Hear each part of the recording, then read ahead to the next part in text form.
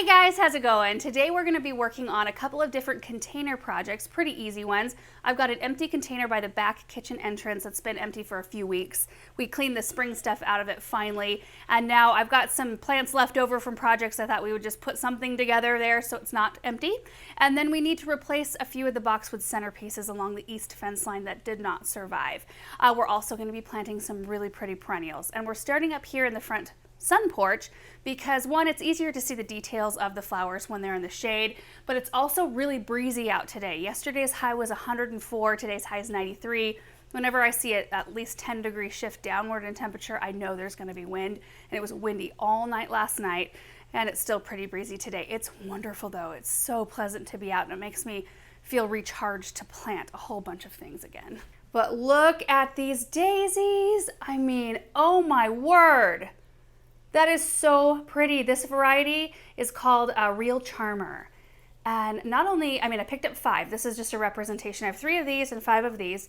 I wanted these not just for what they'll bring to the landscape, but also they're a really good cut flower. And I think they'll serve 2 different purposes. This is a little bit more of an accent or filler flower in a way, and this is like a centerpiece flower, like a dahlia or a great big zinnia. I just think they are so neat looking, and you can see they're all budded up. They're both types of Shasta daisies. So this one is a Real Charmer. It grows about 18 to 20 inches tall, maybe about 18 inches wide, zone 5, and it blooms for a really long time. This variety is Luna. It also grows 18 to 20 inches tall and wide, zone 5. You can see just all of these buds that we're going to be able to enjoy the blooms from, even on this baby plant. If you're looking for a regular, like classic type Shasta daisy, I highly recommend the Daisy May variety. I just showed those in a video recently. They perform like no other Shasta. Like, these varieties are brand new to me, so we're gonna see how they do in our landscape. But Daisy May, the bloom to leaf ratio, like when they're in bloom, full bloom, you can hardly even see leaves. It's just like this massive white. It almost looks artificial because they're so perfect. And they bloom for a really long time, but I wanted to add a little bit of a different texture in. And these are all gonna go out into the south garden. So I think we should tackle our smaller container projects first, and then we will head out and plant. Right now, it doesn't seem like the wind is very bad. No, maybe it's done for today. No, it's still a little breezy. I've got everything loaded up and ready to roll. Look at those grasses. Aren't those awesome? Oh, well, it's pleasant out here right now. Now this mix looks good all together, like if it was all in the same area. So for the back kitchen container, which we'll go do first, I have some plants that, were just left over, and they're still really pretty, but they're looking a little bit like, get me out of our container right now and out of the greenhouse. You can see a ton of new growth right there. I let them dry down a couple of times in the greenhouse, so they're stressed. They need to be planted. And then I've got a few other like random one plant here, one plant there sort of things. So we're just gonna put some together, see how it does. And then these are what's going in the east side pots here in a minute. This is the container right here that I was talking about. We had sweet peas in there and lettuce and pansies, and it was a beautiful container, but I wanted to get this one done first while it's in the shade. So let's do it.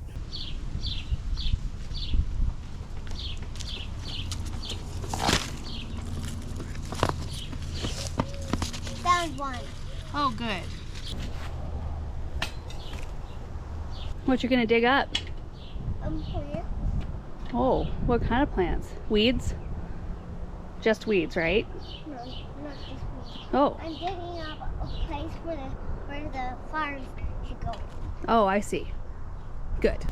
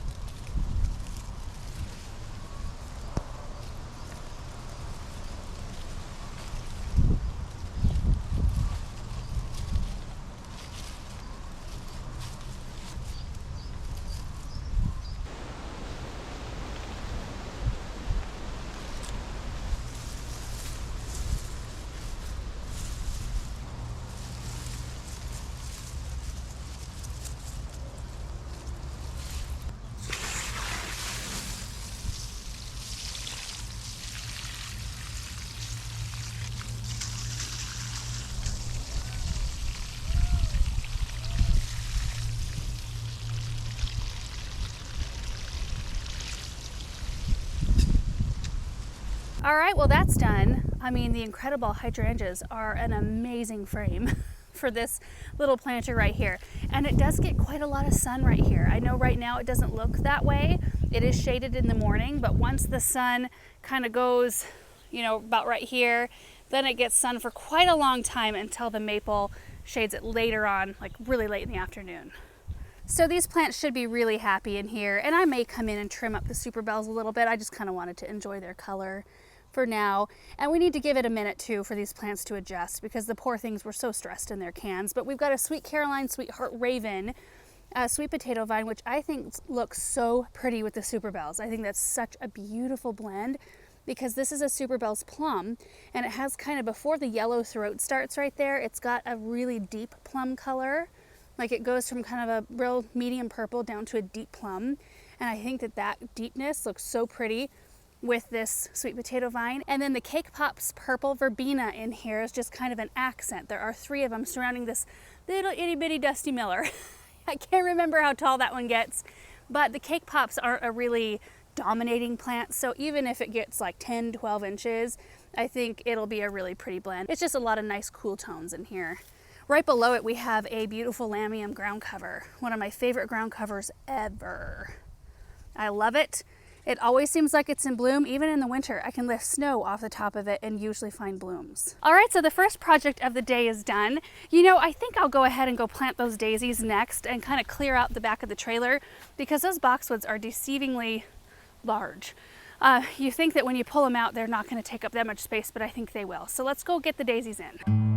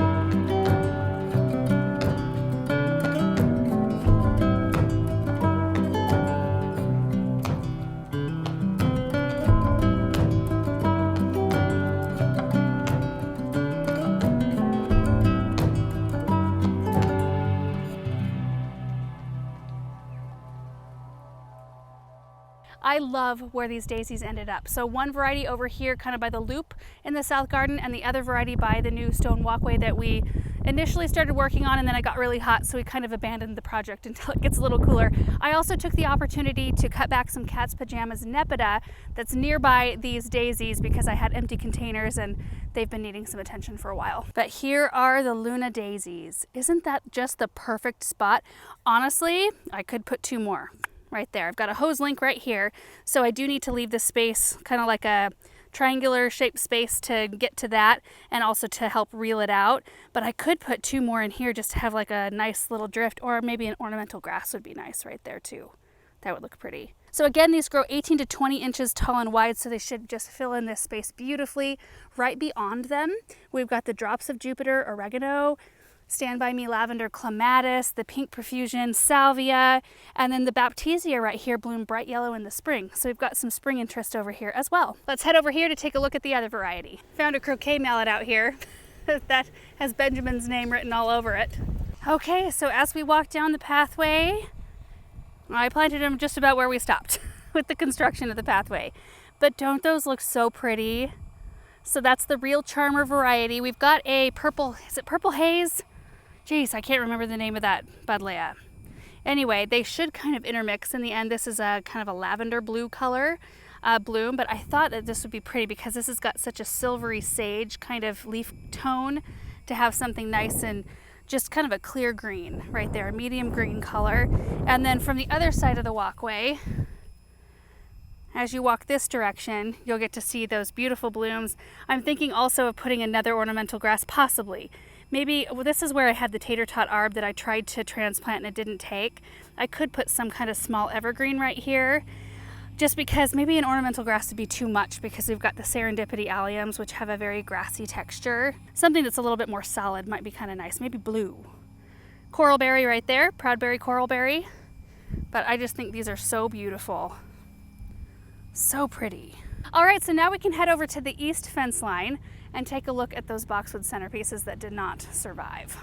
So here we are. We've got 10 containers along this fence line, and I have been so impressed with the plants we put around the boxwoods because they looked so sad for a while after we planted them, and I kind of thought, you know, I'm gonna have to come in and plant more things in here because they're just not filling in. Then once we started to get consistent heat, they just exploded. And this is a new Superbena called Superbena Imperial Blue, and it's phenomenal. Isn't that a gorgeous plant? I love the fact that you can kind of still see the container, you can see the centerpiece. However, there are some Superbena like little pieces that are popping through all over, so we'll get some bloom up there. But we've got a sweetheart lime sweet potato vine. We had a James Britannia. Well, we do have a James Britannia in here. Can't handle the vigor of these other plants. I kind of knew that, but I just wanted to test it. Kind of fun to do that every once in a while. But mostly just Superbena. The sweet potato vine, there's an alyssum in here though, isn't there? Yeah, a little bit of an alyssum. Pretty much just Superbena. Look at that. Oh, it's so pretty. I should probably clip these out or pull them down or something. Poor boxwoods. So you might remember we used to have 4 more pots along this fence line that got moved out into the south garden. And what I did was I dug up some boxwoods that we had near the pergola that was behind the gazebo.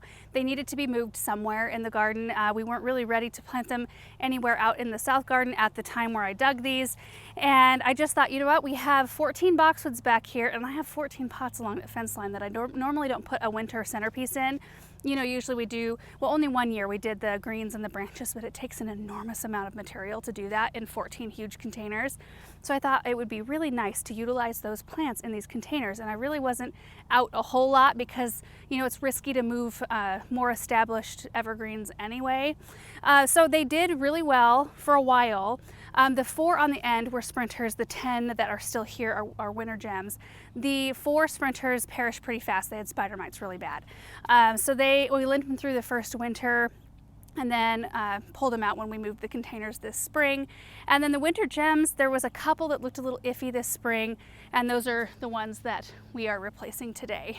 And I think at the end of this season, we'll probably, because I don't have the same centerpiece or won't at this point, we'll probably move the boxwoods that are remaining that still look nice out into the south garden now that we're ready to kind of place stuff out there. So let's just take a stroll down. It's actually very fortunate the way these boxwoods die because it's still going to be a pattern.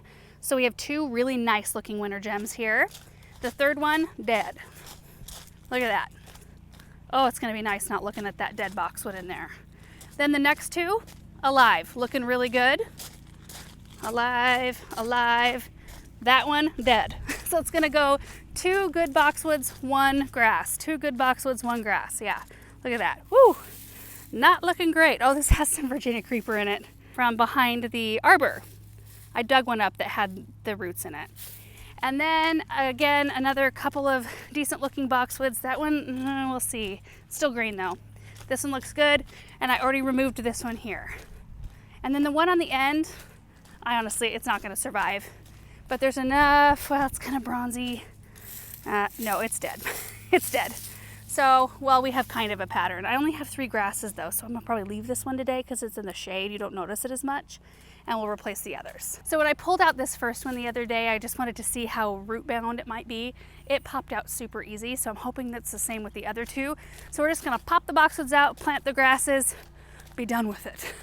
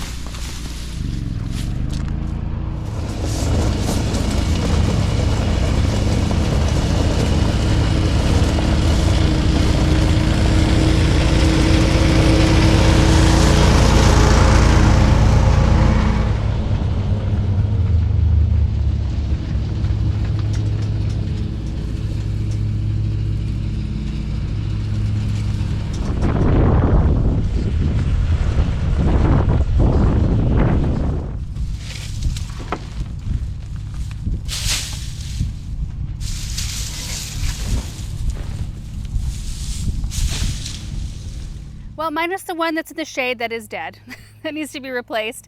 The rest of them look good. So the grass just fit in beautifully. The boxwood just pops right out, and then I just kind of cleared the hole a little bit and popped the grass right down in it. I found these for $12 at a grocery store, actually, and they were so big. And I thought, well, that's a pretty cheap fix to really give us beauty all the way through, you know, the rest of the season till a hard frost. And then, you know, after the grasses go, we'll take the boxwoods out and get those replaced. So it goes grass, 2 boxwoods, grass, 2 boxwoods, grass, and then 2 boxwoods. And you know, I could put a 5-gallon boxwood in place of this one here in the shade, but since I'm going to be moving the rest of these boxwoods out very soon, I mean, really, it's just a couple of months out at this point, and I couldn't even tell it was dead until I got up close to it because it's in such deep shade all the time. I'm just going to leave it alone for now, and that way it still looks like a pattern out here with the grasses and the boxwood. And the store that I got the purple fountain grasses from only had 3 right outside their front door, so I snagged them and put them in my cart as I went in. We always struggle a little bit with this container anyway, matching the rest of them because it's in shade all day while the rest of them get some sort of sun. Even this second one isn't as productive. And you can see as you look down the line, these have a lot more color, much more robust. This one you can see is in a little bit more shade right here. The other side gets more sun and it grows definitely better than this other side. So, you know, it's something that we'll probably revisit at some point, but I have enjoyed having these out here so much. As we take kind of a walk down, you can see what they look like. The blue and the chartreuse this year is just doing it for me. I love it. Look at this one. Oh my goodness. I will come along. These are on a drip system, but I'll come along and water the ones I just put grasses in. And you guys, that is going to be it for our projects today. I love the varieties of daisies that we're going to try out in the South Garden. I will be reporting back. Well, you'll see them in garden tours and things, see how they fill in. I mean, next year we'll be telling. First year they don't really do that much. We'll keep them nice and moist, especially because we are getting hot. I mean, it's hot today. 93 is still hot. But we're going to go back up into the hundreds here for the next probably 10 days. So it's just kind of a make sure everything stays hydrated and just kind of hold until the weather cools down a little bit more. It's also really nice to get these little projects done. Just that one little pot by the kitchen. I feel like there's always those little stragglers that kind of just get left behind. And then the boxwoods I've been avoiding for weeks. Like we just keep driving by and I'm just like putting on my blinders. There's so many other things that I have been focusing on that it just felt like it was meant to be when I found those grasses and at a good price and they're the right size so that they're already striking, because when you have containers that are this big and the flowers are already so big, it'd be a little bit tough to start with a 4-inch size, because I feel like I'd have to keep the other plants away from it while it had a chance to root in and start growing, and we're kind of late in the season to start with something small. So anyway, it worked out perfectly. Thank you guys so much for watching this video. I hope you enjoyed it, and we will see you in the next one.